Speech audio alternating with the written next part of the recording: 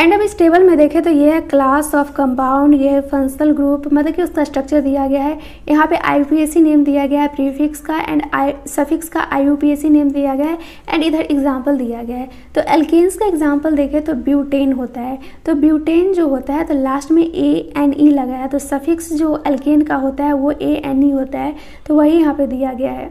And prefix कुछ भी use नहीं किया जाता है एल्केन्स के लिए।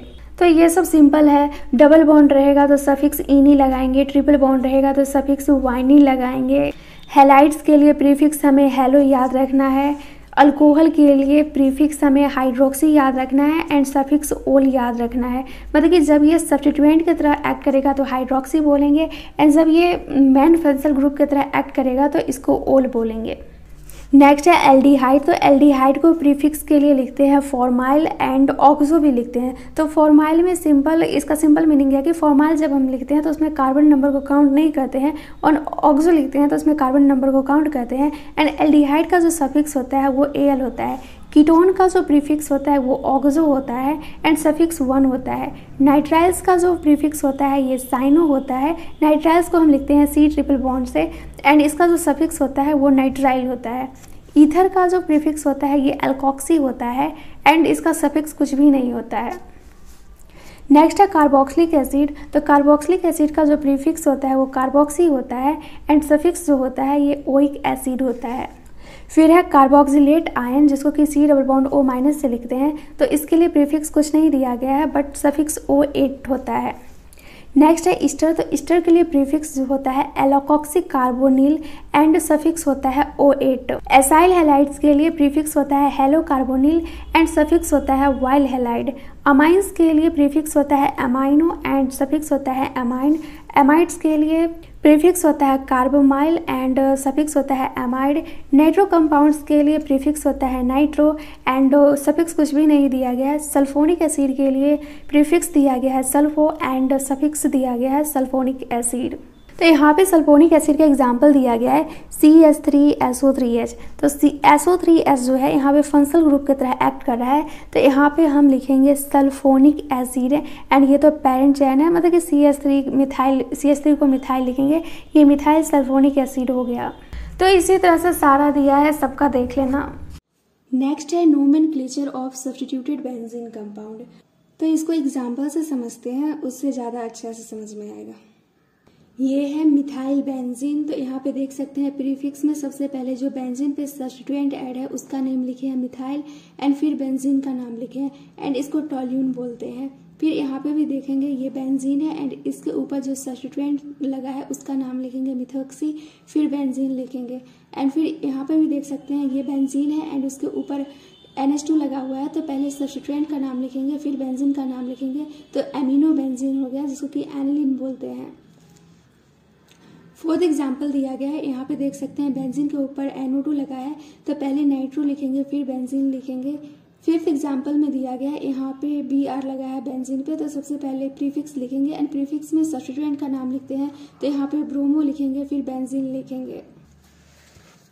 तो वही यहाँ पे दिया गया था कि सब्स्टिट्यूएंट्स को हम यूज करेंगे एज अ प्रीफिक्स, उसके बाद बेंजीन को लिखेंगे। यहाँ पर बेंजीन रिंग से सिंगल सब्स्टिट्यूएंट अटैच था एंड अब बोला गया है कि अगर बेंजीन रिंग डाई सब्स्टिट्यूटेड हो, मतलब कि 2 सब्स्टिट्यूएंट अटैच हो, तो उसका नंबरिंग कैसे करेंगे एंड उसका नेम कैसे लिखेंगे। तो इसको एग्जांपल से अच्छा से समझते हैं। यहाँ पे एग्जांपल दिया गया है, ये बेंजीन है एंड यहाँ पे 2 ब्रांच है, मतलब कि ब्रांच बोलो सब्स्टिट्यूएंट्स बोलो, यहाँ पे ब्रोमीन है एंड यहाँ पे ब्रोमीन है, तो यहाँ पे इधर से नंबरिंग करेंगे या फिर इधर से नंबरिंग करेंगे 2 ही आएगा। एंड फिर बात करें अगर हम इधर से ना करके इधर से करते 1 2 3 4 5 6 तो 6 पे आता है। तो इस टाइप से नहीं हमें करना है, क्योंकि यहाँ पे लिखा गया है सब्स्टिट्यूएंट्स का नंबरिंग करेंगे कि सब्स्टिट्यूएंट्स को लोवेस्ट नंबर मिले। तो यहाँ पे 1 2 करेंगे तो इसको लोवेस्ट नंबर मिलेगा। तो अब इसका नाम लिखे तो ये हो जाएगा 1 2 dibromo benzene. And second example दिया गया है, यहाँ पे बेंजीन है एंड यहाँ पे ब्रोमीन अटैच है। तो अब हमें नंबरिंग जो करना है वहाँ पे लोवेस्ट नंबर देना है सब्स्टिट्यूएंट्स को। तो इधर से करेंगे तो 1 2 3 लोवेस्ट नंबर आएगा इस पे, तो इसका नाम लिखेंगे 1 3 डाइब्रोमो बेंजीन। एंड ये जो डाई सब्स्टिट्यूटेड बेंजीन रिंग होता है, तो यहाँ पे हम यूज करते हैं ऑर्थो मेटा एंड पारा को। देखो अब डाई सब्स्टिट्यूटेड बेंजीन जो है इसमें ऑर्थो मेटा एंड पारा को समझते हैं। तो यहाँ पे एग्जाम्पल लिया गया है, बेंजीन है, यहाँ पे Br जुड़ा हुआ है, ये ऑर्थो होगा तो ये मेटा होगा, एक Br यहाँ पे ऐड है, फिर ये ब्रोमीन है एंड एक Br यहाँ पे अटैच है, एंड ये रहा बेंजीन, एक Br यहाँ पे अटैच है एंड एक Br यहाँ पे अटैच है। तो अगर हम इसको मान लेते हैं रेफरेंस के लिए, तो इसके बगल वाला जो भी रहेगा वो ऑर्थो रहेगा। जब ये ऑर्थो है तो इसके बगल वाला मेटा होगा। तो ये जो ब्रोमीन अटैच है ये मेटा पोजीशन पे अटैच है। तो हम मान लिया कि ये कोई ग्रुप है, इसके रेफरेंस में लेंगे तो इसके बगल वाला जो होगा ये ऑर्थो होगा, तो ये मेटा होगा एंड ये पारा होगा। तो अभी जो ये ब्रोमीन अटैच है ये ऑर्थो पे अटैच है, एंड फिर ये बेंजीन रिंग है, यहाँ पे ब्रोमीन अटैच है एंड ये ब्रोमीन अटैच है। तो रेफरेंस में हम इसको ले लेते हैं, तो ये हो जाएगा ऑर्थो, ये हो जाएगा मेटा एंड ये हो जाएगा पारा, मतलब कि पारा पे ब्रोमीन अटैच है। तो इसको हम जनरली क्या लिखते हैं, 1,3 डाई ब्रोमो बेंजीन। अब यहाँ पे 1,3 के जगह क्या लिखेंगे, सिंपल मेटा लिखेंगे, मेटा डाई ब्रोमो बेंजीन। सब में वैसे ही करेंगे। ये है 1 and 2, 1, 2 डाई ब्रोमो बेंजीन। तो यहाँ पे से 1, 2 को हटा देंगे एंड सिंपल यहाँ पे ऑर्थो लिख देंगे। देख के समझ में आ जाएगा कि ये ऑर्थो के बारे में बोला जा रहा है। एंड ये है 1,4 डाई ब्रोमो बेंजीन। तो यहाँ पे से 1,4 को रिमूव कर देंगे एंड पारा को सिंपल लिख देंगे। मेटा को शॉर्टकट में M लिख सकते हैं, ऑर्थो को शॉर्टकट में O लिख सकते हैं एंड पारा को शॉर्टकट में P लिख सकते हैं। तो सिंपल इसके लिए ऑर्थो मेटा पारा के लिए याद रखना, यहाँ बेंजीन पे कोई ग्रुप अटैच है तो इसके बगल वाला ऑर्थो होगा, इसके बगल वाला मेटा होगा एंड फिर ये पारा होगा। नेक्स्ट है ट्राई और हाइड सब्स्टिट्यूटेड बेंजीन। तो इसको हम एग्जांपल से समझते हैं। तो एनसीईआरटी में फर्स्ट एग्जांपल ये दिया गया है। तो अगर हमें इसका नेमिंग लिखना है तो सबसे पहले नंबरिंग अच्छा से करना पड़ेगा, और हम स्टार्टिंग से ही देखते आ रहे हैं कि सब्स्टिट्यूएंट्स को लोवेस्ट नंबर देंगे। तो हम इधर से स्टार्टिंग करते हैं, ये 1 है, ये 2 है, ये 3 है एंड ये 4 है। तो अब हम इसको ऐड करेंगे तो 1 नंबर पे है प्रेजेंट सब्स्टिट्यूएंट्स, फिर 2 नंबर पे है प्रेजेंट एंड फिर 4 नंबर पे प्रेजेंट है। तो 4 2 6 1 7। एंड अगर हम इधर से नंबरिंग करते तो क्या होता है, ये 1 होता, ये 2 एंड ये 3 होता एंड ये 4 होता। तो अब हम इसको ऐड करेंगे तो ये हो जाएगा 1 + 3 + 4। तो 4 3 7 1 8, मतलब कि लोवेस्ट लॉकेंट रूल को फॉलो ये कर रहा है। तो नंबरिंग हम इधर से ही करेंगे, ये वाला रॉन्ग हो जाएगा 1 3। एंड नेम हमें लिखना है अल्फाबेटिकल ऑर्डर में। तो यहाँ पे क्लोरीन स्टार्ट होता है C से, नाइट्रो स्टार्ट NO2 स्टार्ट होता है, मतलब कि नाइट्रो स्टार्ट होता है N से एंड ये भी स्टार्ट होगा N से। तो सबसे पहले Cl को लिखेंगे, तो ये फर्स्ट कार्बन पे प्रेजेंट है तो यहाँ पे लिखेंगे 1 क्लोरो। एंड यहाँ पे देख सकते हैं ये भी नाइट्रो ग्रुप है एंड ये भी नाइट्रो ग्रुप है, तो यहाँ पे लिखेंगे 2 4 डाई नाइट्रो एंड लास्ट में बेंजीन लिख देते हैं। और फिर इसका नेमिंग करना है। तो हमें नेमिंग में ध्यान रखना है कि सबसे पहले हमें लोवेस्ट नंबर देना है सब्स्टिट्यूएंट्स को।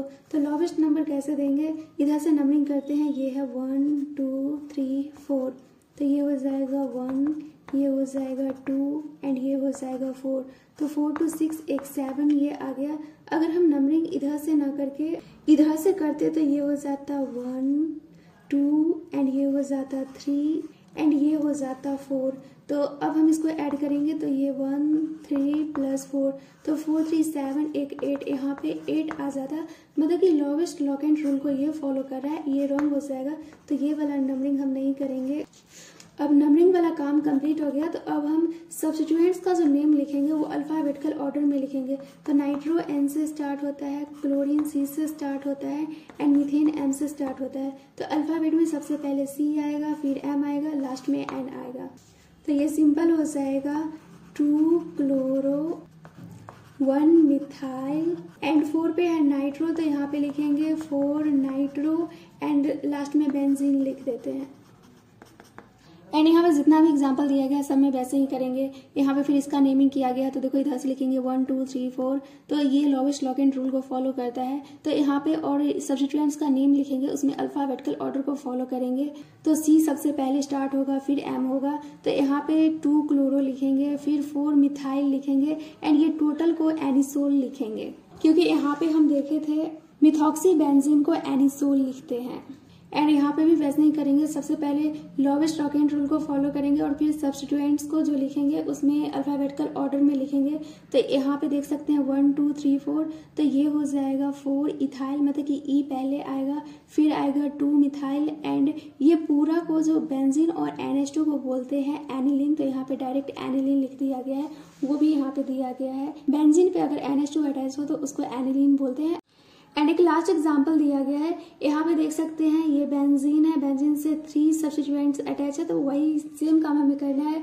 सबसे पहले हमें लोवेस्ट लॉकेंट रूल को फॉलो करना है और फिर सब्स्टिट्यूएंट्स का जो नेम लिखना है वो अल्फाबेटिकल ऑर्डर में लिखना है। तो ये हो जाएगा 3,4 डाइमिथाइल फेनॉल। बेंजीन से ओवर जुड़ा रहता है तो उसको फेनॉल बोलते हैं। एंड लास्ट में दिया गया है C6H6 को बेंजीन बोलते हैं एंड C6H5 को फेनाइल बोलते हैं। वही यहाँ पे देख सकते हैं C6H5 फेनाइल होता है एंड इसको एब्रिविएटेड फॉर्म में PH लिख सकते हैं। अब ये थ्योरी को समझेंगे तो अच्छा से समझ में आएगा। ट्राई और हाई सब्स्टिट्यूटेड बेंजीन के लिए हम ऑर्थो मेटा पारा यूज नहीं कर सकते हैं, इसमें हम लोवेस्ट लॉकेंट रूल को फॉलो करेंगे एंड ये जो सब्स्टिट्यूएट रहेगा बेंजीन पे उसको अल्फाबेटिकल ऑर्डर में लिखेंगे। बस इतना ही दिया गया है। नेक्स्ट है आइसोमेरिज्म।